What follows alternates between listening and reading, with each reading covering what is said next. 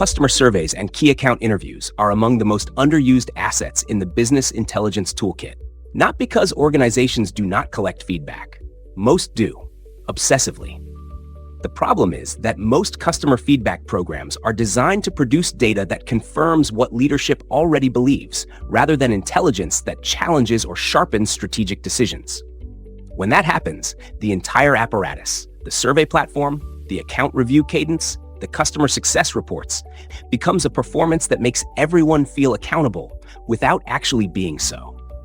Effective customer research does something different. It produces insights that change decisions. It reveals what clients are not saying in account reviews. It identifies at-risk relationships before they deteriorate to the point of exit. And it surfaces opportunities for growth that internal assumptions would never have generated. This video is about how to design and execute research that actually delivers that. The first milestone is designing research with a decision in mind. Every customer survey or interview should be anchored to a specific question that leadership is prepared to act on. How satisfied are our customers is not that question. Are customers experiencing friction in our onboarding process that is increasing early churn? Is that question. The distinction matters because it determines every subsequent design decision. Who is surveyed? What questions are asked?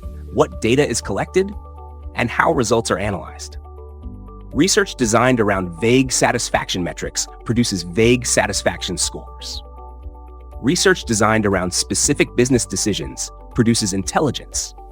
Before designing any customer research instrument, write down the 2 or 3 specific decisions that the findings will inform.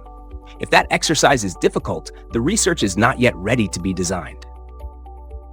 The second milestone is instrument design, specifically the art of writing questions that produce honest, useful answers. 3 principles govern effective question design.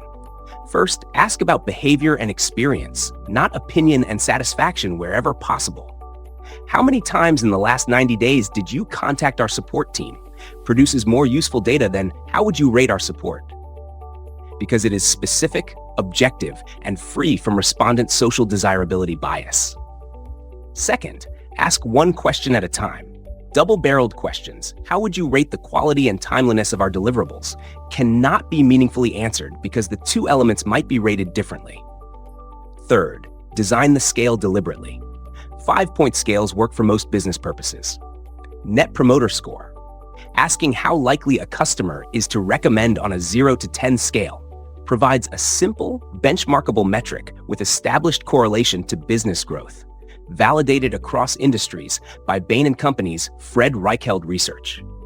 For key account interviews, qualitative conversations with your most strategically important clients, the most productive structure is not a list of questions, but a progression.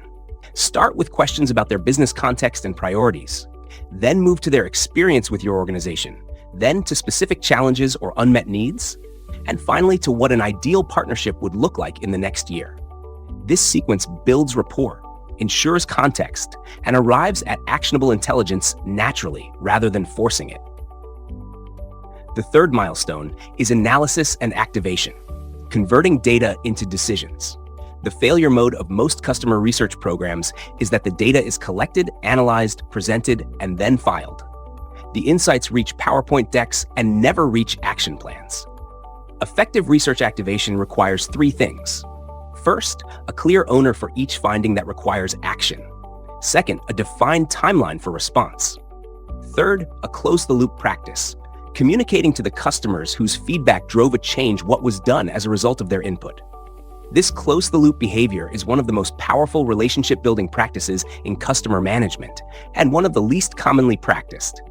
It communicates that the feedback was merely collected, it was used. Here is the trap.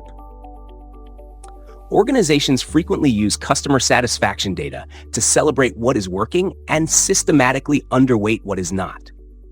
The scores that executives share at board meetings are the positive ones. The verbatim comments that indicate structural dissatisfaction are often summarized into a mild improvement suggestion. This selection bias produces strategic blindness. The most valuable data in any customer research program is not the average score. It is the pattern of dissatisfaction among the highest value customer segments. That pattern is the competitive vulnerability most likely to matter. Organizations that build genuine customer listening into their operational rhythm, not as an annual event, but as a continuous intelligence function, consistently outperform those that rely on assumptions about what their market wants. Because the market will always know something the organization does not. Your go-to. Identify one specific decision your organization needs to make about a product, service, or process in the next 60 days. Design 3 questions that, if answered honestly by 10 key customers, would meaningfully inform that decision. Then get those 3 questions answered. The natural complement to customer research is converting satisfied customers into active referral sources. And that is exactly what the customer referrals video in this series covers. Go there next. The design of key account interviews, qualitative conversations with your most strategically important clients, benefits from understanding a specific dynamic in professional relationship research. In most professional service relationships, there is a significant gap between what clients say in formal feedback contexts and what they think in private. This gap is not dishonesty. It is the natural consequence of social dynamics. Direct clients, particularly those with positive relationships with their account team, often soften negative feedback in direct conversations to protect the relationship, and this softened feedback is less useful as intelligence. The mechanism for closing this gap is the third-party interview. Key account conversations conducted by a researcher or consultant who has no direct relationship with the client and therefore does not benefit from social softening.